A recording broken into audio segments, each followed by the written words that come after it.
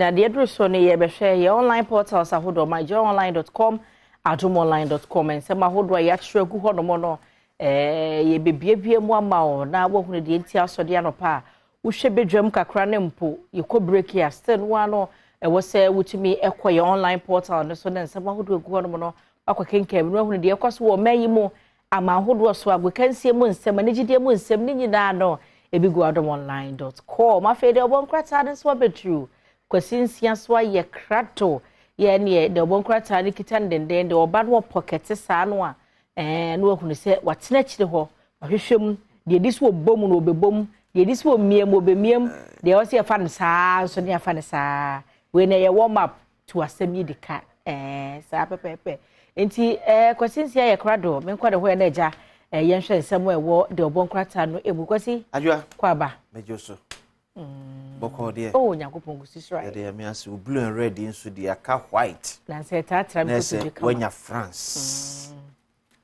na sa so ya manyoko bi kala be de France na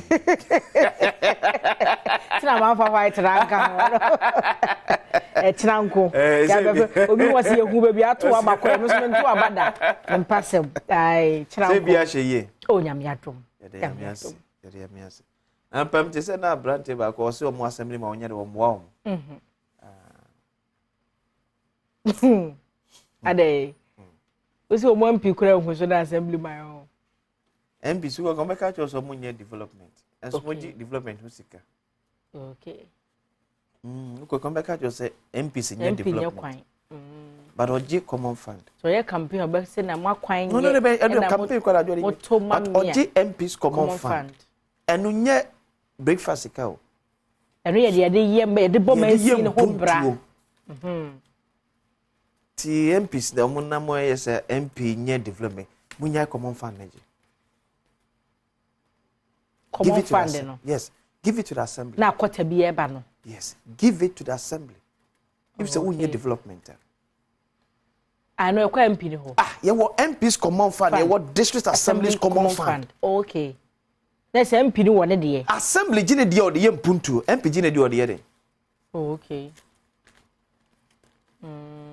MP nye development we are na asabeka it you so pushing say ya no beka MPs common fund enye kwan obia sika bia ne saka bia wo the kind of development ye hwe anim so obeye okay assembly sika enye highway but among 40 km so mo pe highway e be so a assembly because assembly betimi akwa ka kire kwa bankase e dia amon saka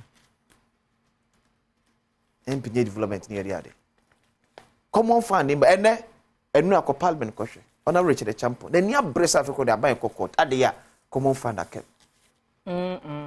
akem ko ji de ade o say so ye MP na so unye development o ko ji MPs common fund de ayede nje bia mo de ye die na ade ye because what can I say MP adwumas o komra se oje fem akwa shemra ye ni common fund for judges for the judiciary no ye need common fund for them but you be for legislature that is it means me ko justice to kono say be ye me kwan mami cause obia man the common fund budget okay but ye MP na jitum say ye ma common fund dia me sister be common fund no enye to support your campaign enye to help develop your constituency in fact to them so from Marco. That is it. So MPs are one more. You common fund neje. You are not just development partners. You are developers. But musika no one ye eye. Yes, over to me akase bia o me frase e de ye wei. That is it. Me wi ameba wei so. Dan so be me nye development. MP nye kwan. MP nye development. MP yes, usika kita no enye kwan. Yes, ukusike kita no ebia ensi school dan but usike dia ma ebia betimi abo school dan so and so development ma plaster so mo timfutu mo betimi ato paint e media paint dan bi ho e betimi afa do powerful me abdo hospital bi ho ene nyina development am di bri ene so sa aboa simpuntu nkoso a MP so eye liable bisa no no munya sa no mo de tie na MP one any development we jai common fund ne jebo se ne munye development say moje 100 cedi cry it me say me nya 100 it me for one person me say sika bi abantwa e de ko ba bia no onim the kind of development that says can be to me. For example, IMF bosi yakoji ye.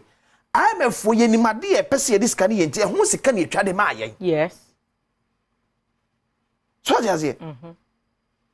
Yen ka asebio for sika ko ye do budget out to highways authority for them. Kakra ne dia ma no we expect you to do something about it. It's a highway for your kwan e bia kwan mfimfini wafua. That is it. Usika ne betimi ado. Afa adopa amomado.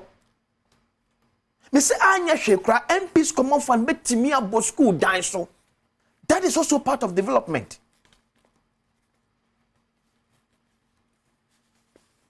Am di bri manfo ani so. MP nya kwa so na so catch them ko for say akwan de wani mo ba abaye. Yes kana asa na ba abaye. Wo je bosia. So ba ko lobby. Ba ko catch ban ne say the constituency e kwan ne ye. Ajua daily guide. And then so MPP nya easy. MPP atena get same. Say the 20th. Na 20. And no bia tennis plan to be a journey campaign bankran. Oma. Bia journey campaign bankran because ne a penfo ko take a major decision for the party. Yes. Senya me admo next month about to year di anim. Yeah, special delegate conference yeah. Yes. A special voting. Nipa about 800 ekeka ko besa apem e betimi ato aba e beach dem senka yemmo dwaba faako ne enye no se said ye mo ya mo ko stadium national delegates conference no. Yes e bim se ne ye 2014 no region bia anya ne de ne wi o makeka abo mo makole ye hu de be beko there's a part ni ko ya cost benefit analysis. Yes de be ma e kanaba form ene ye one ni ahwe effect of say ye the faako ye no regions how ben e betimi anya o party so. Okay, so this is the decision apart no e kwa ko take and entine adaje ni poso e wen NPP headquarters yesterday your election headquarters guys ye de bebreo Daily Guide. NDC plays hide and seek with parliament. Amasim so yasemo. Appeals court bounces Jachi question. I'm not dead, says John Ajekunkufor. Sad and Sebi Nyado. Say utono. Eyim krasesem wo yemen. Sansem no. Eni hwe. Eye sebi krasesem e wo yemen. Na be bompa so bi or this owo sem ne nambia enko na busua so. Na nhye na busua nyina asa na afia ko na we. Because no adua eya time. Nya abotere. No, there be adua enya abotere. NDC panyini bi de wo TikTok. Me buhye na. And you ask yourself why? And people are liking, people are sharing. I'm I didn't also come for a big picture better one, the video better one. Now they nyom to us here throw them repeat. I've grown up those who are you can't play with. How many times like that? How many times? Some jokes are expensive. Papa, what to get now? About Chebedidi. Hey, nice statement like that. What light bill? What not to forward the man? Why? Hey, and then you not sebi. They just want to trend though for trends. Whether it's on the wrong foot or not, they don't mind. Badwam shoot down Islamic funding propaganda. Anti-LGBTQ injunction dismissed. Daily Guide. The New Crusade Guide. Spectre of land guard demolition at airport. Victim petitions police over Koki land goon. Ghana launches HIV self-testing kits. Africa must have a say in mineral resource trading. Deputy Lands Minister. Buem constituency falls for Alan Chematin. Government urged to cancel taxes on lottery and sports betting. Part of crowd yenye. Now, part of the betting. Abra bantwa bi. There be a bumper for say omu twa betting bi be ye free so. The beer bones are bumping for you, a dodo na a chabet no.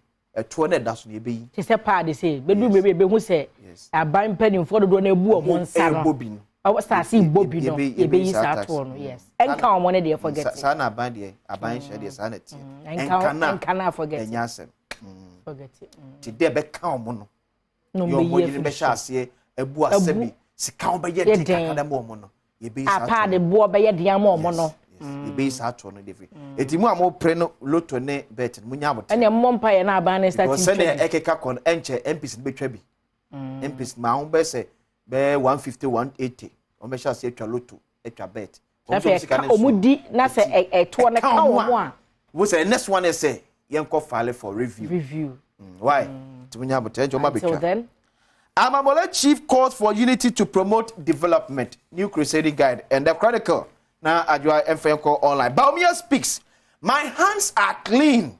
I have not received campaign card from any Islamic group in Nigeria. Businessman arrested at Kotoka International Airport over $386,000 NIB cash.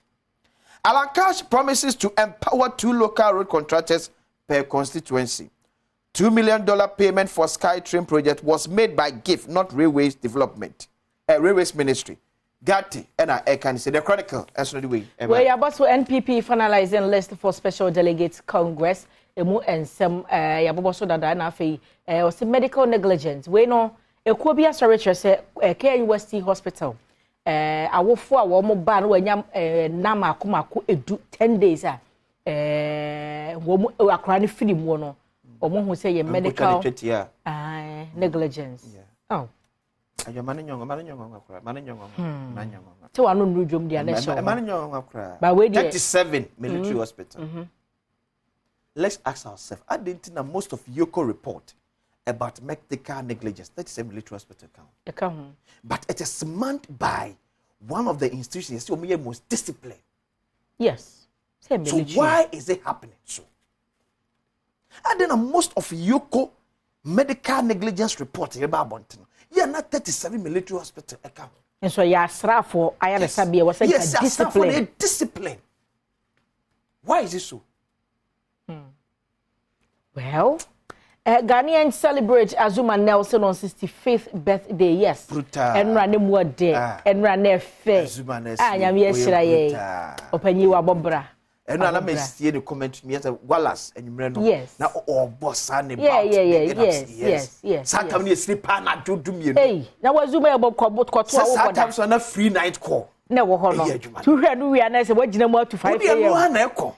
And one are there. Because who dear grow and that won't be it would be free to boom. Yeah. I could wait now a tigos now. We're sitting at a empty so.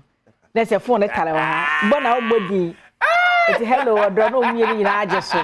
Eh, my Jumo. Boys, I heard you. I don't know. Yeah, my belated one. Sure. Belated one. Yakopon from Febebre and Kabum Fee Ehon. You remember Raslin and so when you say pictures, I would be your dear Badwam. Mr. I don't like the Kobe. Was it will publish unaccredited programs run by universities. And it's about time. Mr. Ramon Fambarawai. Now, courses and the programs are hold one crew for Shiano. Or no one so be on family. We ne asem de kede kakra be wom. On be publish. Enura we be twan tribute committee ne. Obeka asem wanya no kore. Yes, I think Vice Chancellor of University of Ghana say Kane University. Ese de ntiem wo muntimi renew bi ne yese. Eya na courses no. Ebi eya running. It, for example, so be drew 4th year and our level 400.